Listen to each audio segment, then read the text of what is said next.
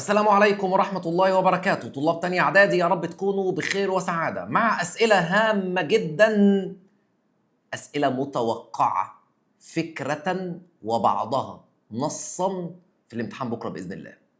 يعني وإحنا بنحل مع بعض النهاردة، واخد بالك إحنا بنحل إزاي والأفكار اللي إحنا هنقولها، لأن إن شاء الله عز وجل يقينا هتلاقيها في الامتحان. يلا بينا يلا بينا. أيها الأدباء، اعرف يا سيدي، أول حاجة انت عارف ان ايها منادى، كده كده منادى مبني على الضم. طب اللي بعد ايها تعرب نعت مرفوع او بدل مرفوع. وواجبنا نحوها، انت عارف نحوها معناه ايه؟ يعني ناحيتها، اتجاهها، يعني ظرف، فدي تبقى ظرف مكان. ظرف مكان طبعا منصوب بالفتحه. طيب وبعدين امشي؟ لا استنى، طالما فيها ضمير يبقى الضمير ده مضاف إليه، يبقى الهاء ضمير مبني في محل جر مضاف إليه. كده كده أي ظرف أو أي اسم فيه ضمير تقول لي مضاف إليه على طول. أي ظرف أو أي اسم فيه ضمير تقول مضاف إليه. ونحن قادرون على ذلك. فكم واجبا أدينا؟ خلي بالك من كم واللي جاي بعدها عشان يسألك استخرج كم استفهامية أو خبرية، بين نوعها، اعرب لي اللي بعدها. فهي الهوية التي تميزنا والجذور. اعرف بقى الجذور. عارف الطالب يلاقي فاصلة فيقول ايه؟ تبقى مبتدأ. لا مش مبتدأ. انت شوف هل بعطفها على اللي قبلها ولا لا؟ بس عايز اقول لك الصراحة مش لازم تكون بتعطفها على اللي قبلها على طول، ودي حاجة غريبة شوية. اقرأ كده تاني. فهي الهوية التي تميزنا والجذور، يعني اصل الكلام فهي الهويه والجذور، صح كده؟ يبقى معطوف على ايه؟ على الهويه. طب الهويه اعرابها ايه؟ احنا كنا قايلين قبل كده ان الكلمه اللي بعد الضمير تعرب خبر، يبقى خبر مرفوع. يبقى الجذور معطوف مرفوع لانك عارف، طبعا معطوف مرفوع بالضمه، لانك عارف ان المعطوف بيتبع اللي قبله. ونحسن الكتابة في ظلها ونغرسها في قلوب أبنائنا صافية. ارجع كده تاني. ونغرسها في قلوب أبنائنا صافية. مش صافية دي، صافية دي حالتها. يبقى صافية حال منصوبة بالفتح. ومن واجبنا أيضا أن ننهض بها في مجالات. طبعا ده سؤال سهل قوي. في يبقى اللي بعدها اسم مجرور بالكسرة لأنه جمع مؤنث سالم.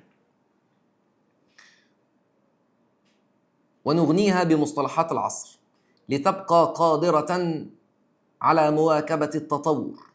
إن خدمة اللغة العربية ليست واجبا ثقافيا فحسب، بل هي رسالة. قلت لك وبقول لك وهقول لك إن الكلمة اللي بعد الضمير تعرب خبر، ده مهم. الكلمة اللي بعد الضمير تعرب خبر. بل هي رسالة تبقى رسالة خبر مرفوع بالضم. نؤديها بوعي وفخر لأنها لسان ديننا وجسر حضارتنا. خد بالك، الاسم اللي فيه ضمير بيبقى معرفة، لأن المعرفة مش ألف ولام بس، لو فيها ضمير تبقى معرفة. طب هي مش جسر نكرة؟ حضارتنا فيها ضمير تبقى معرفة؟ وانت حافظ ان نكرة ومعرفة تبقى مضاف إليه؟ تبقى حضارتنا. بس استنى، حضارتنا تقول عليها ايه؟ مضاف إليه مجرور بالكسرة. طيب والنا بتمشيش، لازم تاخد بالك من الإعراب كامل. أي اسم فيه ضمير يبقى الضمير مضاف إليه، يبقى تقول لي ضمير مبني في محل جر مضاف إليه، عشان دي عليها درجة هي كمان. استخرج بقى منادى. هنا بقى الناس تغلط، لان في ناس كده هتروح تطلع كلمه الادباء وتقول عليها منادى. انت عارف اصلا هو قال لك ايه؟ اعرب لي كلمه الادباء ليه؟ لان في ناس كتير فاكره ان الادباء هي اللي منادى، وفاكره ان ايها هي الاداه. اصل الكلام ايه؟ يا ايها الادباء، واداه النداء محذوفه. وكتير على فكره مع ايها اداه النداء بتحذف، يبقى ايها هو المنادى. طب ونوعه؟ نكره مقصوده. طب وحكمه؟ لما شرحت لك المنادى قبل كده قلت لك ان المنادى تجيب حكمه من خلال النوع، لان انت عندك حكمه اتنين: معرب ومبني. لو المنادى ده طلع مضاف او شبيه بالمضاف او نكره غير مقصوده يبقى معرب، ده معنى كلمه حكمه. اما لو طلع نكره مقصوده او علم مفرد يبقى مبني، ده نوعه ايه؟ نكره مقصوده فيبقى مبني. عايزين كم بقى وبين نوعها؟ كم موجوده فوق ايه؟ تلاقي ايه؟ فكم واجبا. طب وبين نوعها؟ عارف نوعها تجيبه منين؟ على حسب اللي بعدها. بس بيقول لك ايه؟ فكم واجبا ادينا، وحاطط لك علامه استفهام. يبقى كم دي ايه؟ استفهاميه، كانه بيقول لك اهي الاجابه، فخد بالك من العلامه، حاطط لك علامه استفهام ولا تعجب. طب واعرف تمييزها؟ اصلا ده هو عامل كل حاجه، طالما انها استفهاميه يبقى تمييز منصوب بالفتحه طبعا.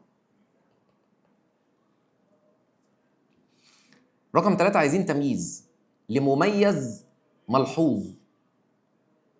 انت عندك ملحوظ وعندك ملفوظ. الملفوظ عندك عشان 4 كلمات، عندك كيل ومساحه ووزن وعدد، الكلمه اللي بعدها. اما الملحوظ اللي بتلحظه من الكلام، ومن اهمهم لما بتلاقي عندك كلمه على وزن افعل وبعدها نكره منصوبه، يبقى النكره المنصوبه تمييز. وكمان لو عندك كلمه من الكلمات اللي هي زاد وازداد وملأ وامتلأ وفاض واشتعل وكفى وطاب، يجي بعدها نكره منصوبه تبقى تمييز. طب تعالوا ندور على طول. أيها الأدباء المثقفون، لغتنا العربية أمانة في أعناقنا، وواجبنا نحوها أن نصونها كما نصون أرواحنا، ونحن قادرون على ذلك. فكم واجبا أدينا، فهي الهوية التي تميزنا والجذور التي تربطنا وجودا. هنا التمييز.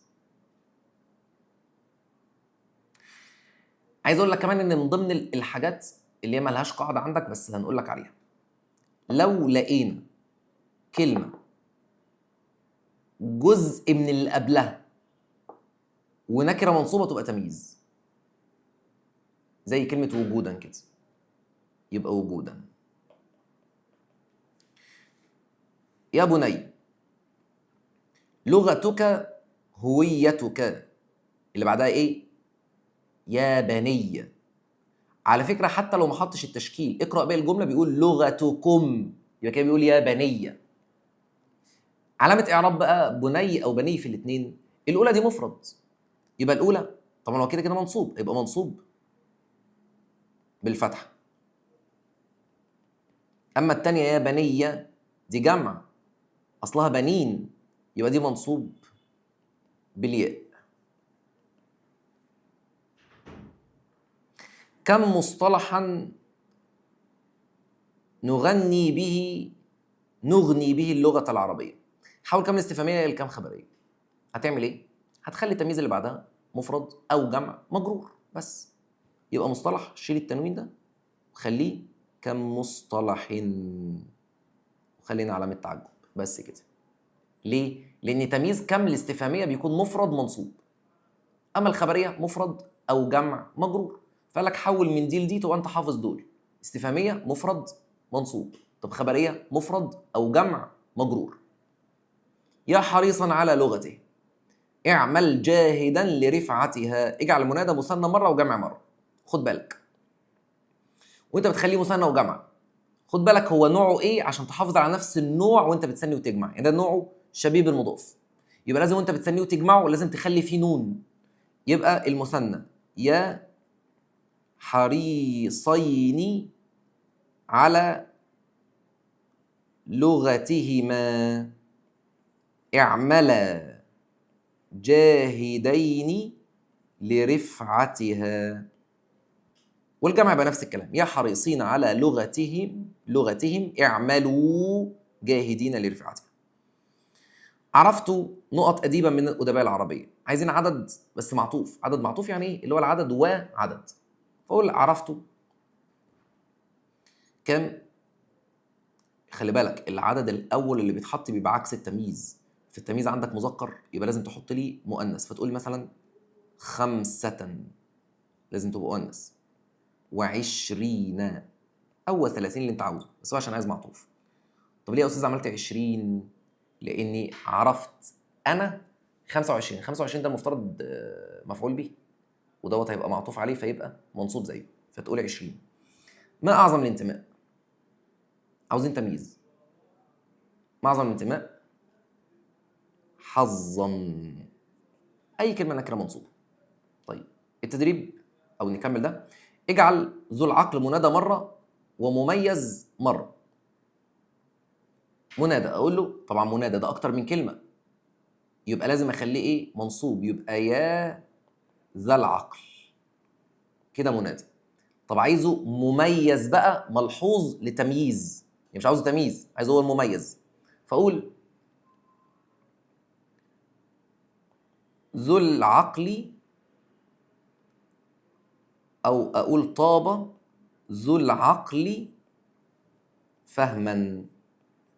فجبت كلمة من الكلمات اللي هو بيجي بعدها نكرة منصوبة تبقى تمييز. ثاني واجمع الجملة الآتية: يا عربي واكب عصرك وطور لغتك. هي نوعها ايه؟ تلاقي فيها ياء، ياء ضمير، يبقى ده كده بقى مضاف، يبقى لازم اخليها منصوب ولا ايه؟ لا خد بالك الفرق بين يا عربي والفرق بين يا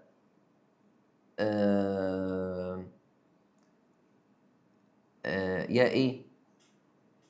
يا بني. بني الياء دي عايده عليا انا، يبقى ده كده بقى مضاف عشان دي ياء ضمير. لكن يا عربي الياء دي مش عايده على حاجه، مش عايده عليا، يبقى ده نكره مقصوده. وبالتالي لما اجي اثنيه واجمعه لازم اخليه ايه؟ الف ونون او واو ونون. يبقى اقول يا عربيان واكبا، والثانيه يا عربيون واكبوا. اللغه العربيه بدات بيها تبقى مبتدا مرفوع بالضمه. مارست على شاطئ، طبعا قبلها حرف جر وتبقى ديت اسم مجرور بالكسر. بعد كده بيقول واثبتت للعالم ان في حروفها قدره. جاب لك ان، فين اسمها بقى؟ ما جابش اسمها، جاب شبه جمله، فاسمها جاي مؤخر، حتى حاطط لك فتحتين عشان يعرفك، يبقى دي اسم ان منصوب بالفتحه.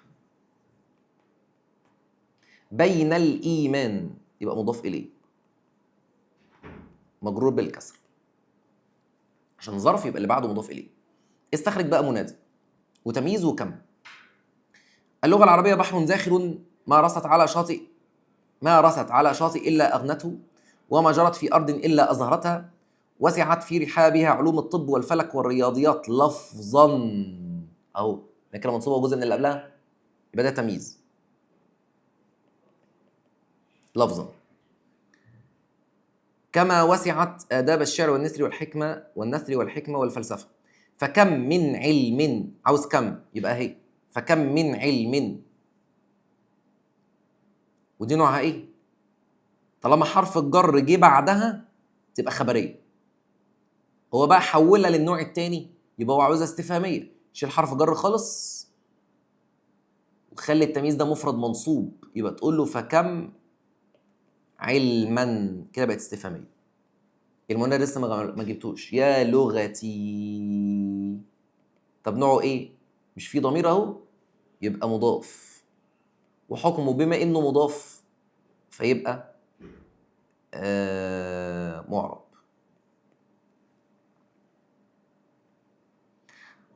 مثل لما ياتي. عايزين عدد مركب في جمل من عندك، وعايزين تمييز، وعايزين كم استفهاميه يجوز نصبه وجره. طب ما تيجي بقى نحل مع بعض كده. انت عندك العدد الاعداد في الفاظ عقود، في عدد معطوف، في مفرد، في مركب. بسيب لك السؤال ده بقى كده واشوف اجابتك ايه في التعليقات. عايز عدد مركب. السؤال التاني تمييز، بس هو عايزه هنا بتاع وزن، فدوت سهل، اجيب اي وزن. فاقول مثلا اشتريت، هات اي وزن بقى، كيلو، وجت بعدها تمييز قطنا مثلا. كم استفهاميه تمييزها يجوز نصبه وجره، كم استفهاميه. فهنا يبقى لازم طالما يجوز يبقى اجيب قبله حرف جر. فاقول بكم جنيه. اجعل من الاسماء الاتيه مميز واضبط تمييزها، نبقى مميز يعني اجيب بعدها التمييز. فدان، ارزا. طب اللغه، يبقى ممكن اقول طابت اللغه فهما. رطل، يبقى رطل مثلا رملا. اكتشف الخطأ ثم صوبه. كم ألفاظا وسعتها اللغة العربية. لا ما تمشيش. ليه؟ لأن هو جايب هنا بعد كم منصوب، بس جايب علامة تعجب. يبقى عندي حاجة من اتنين، يا إما علامة التعجب أخليها استفهام عشان تبقى استفهامية، أو أسيبها تعجب زي ما هي بس أغير ألفاظا وأخليها خليها لفظا وتبقى استفهامية، أو ألفاظ وتبقى خبرية عشان علامة التعجب. قرأت عن 22 شاعرا. لا الإعراب قرأت عن بحرف جر، فاللي بعدها تبقى 22 عشان تبقى معطوف عليها. اجعل المنادى هنا المفرد مضاف وشبيه مضاف. يا قارئ، عايز المفرد ده المنادى المفرد مضاف وشبيه بالمضاف. يبقى مره مضاف ومره شبيه بالمضاف. يا قارئ، حط له كلمه جنبه عشان مضاف لازم يكون اكتر من كلمه. يبقى يا قارئ الصحف، كده بقى مضاف. طب عايز شبيه بالمضاف، اقول له يا قارئا الصحف، كده بقت شبيه مضاف، لازم يبقى فيها نون او تنوين. اللي بعدها يا متعلم اللغه مضاف، اما يا متعلما اللغه شبيه مضاف. والى هنا صديقي طالب تاني اعدادي، نود ان نكون قد افدناكم بتلك المعلومات السريعه، ونرجو من الله عز وجل انكم تدخلوا في الامتحان بكره وتكونوا موفقين وناجحين باذن الله، وتطلع من الامتحان وتقول لي في تعليقات الفيديو ده يا استاذ احنا دخلنا الامتحان كان جميل وسهل. دعوه من القلب، ونستناكم السنه الجايه في ثالثه اعدادي ان شاء الله، اللي هي السنه الاساسيه اللي بنشتغلها ثالثه اعدادي وثانوي. والسلام عليكم ورحمة الله وبركاته.